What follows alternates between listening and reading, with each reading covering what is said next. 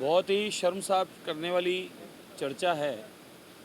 हम नए सदस्यों के लिए तो बहुत ही चिंतनीय विचारणीय विषय है ये।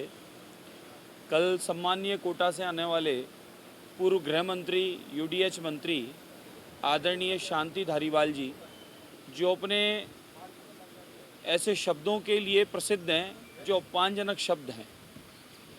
पहले कहा उन्होंने कि ये मर्दों का प्रदेश है और बलात्कार की घटनाओं पर जब कांग्रेस का शासन था और नित्य प्रतिदिन चारों ओर माताओं बहनों के साथ में जिस प्रकार का दुराचार हो रहा था, उस बात पर सदन में उन्होंने कहा था कि ये मर्दों का प्रदेश है। ये शर्मसार करने वाली बात है।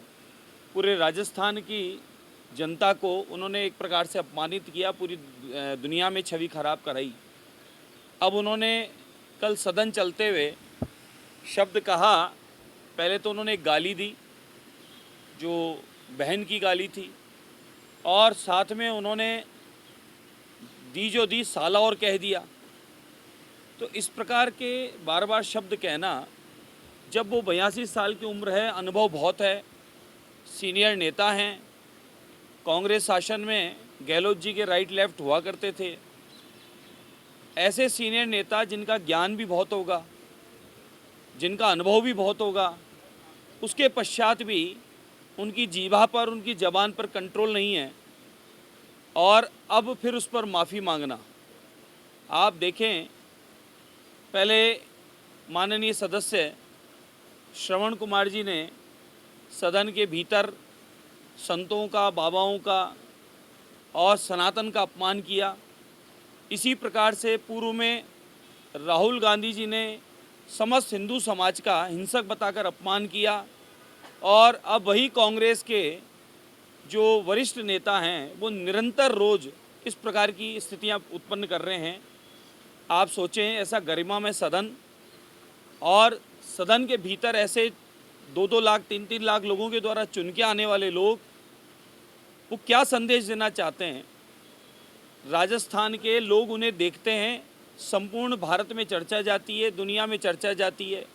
आप अपने क्षेत्र के विकास के लिए, क्षेत्र को अग्रणी लाने के लिए जिस प्रकार से आदरणीय मोदी जी 2014 से निरंतर देश की प्रगति उन्नति के लिए काम कर रहे हैं, हमारे मुख्यमंत्री भजनलाल शर्मा साहब पिछले 8-9 महीने में ऐतिहासिक काम कर रहे हैं। इसी प्रकार से पूरा उनका मंत्रिमंडल और पूरे चुने हुए सदन के विधायक जन सब साथ मिलकर एक परिवार की तरह काम कर रहे हैं। बिना किसी भेदभाव के पूरे क्षेत्रों के विकास की चर्चा हो रही है।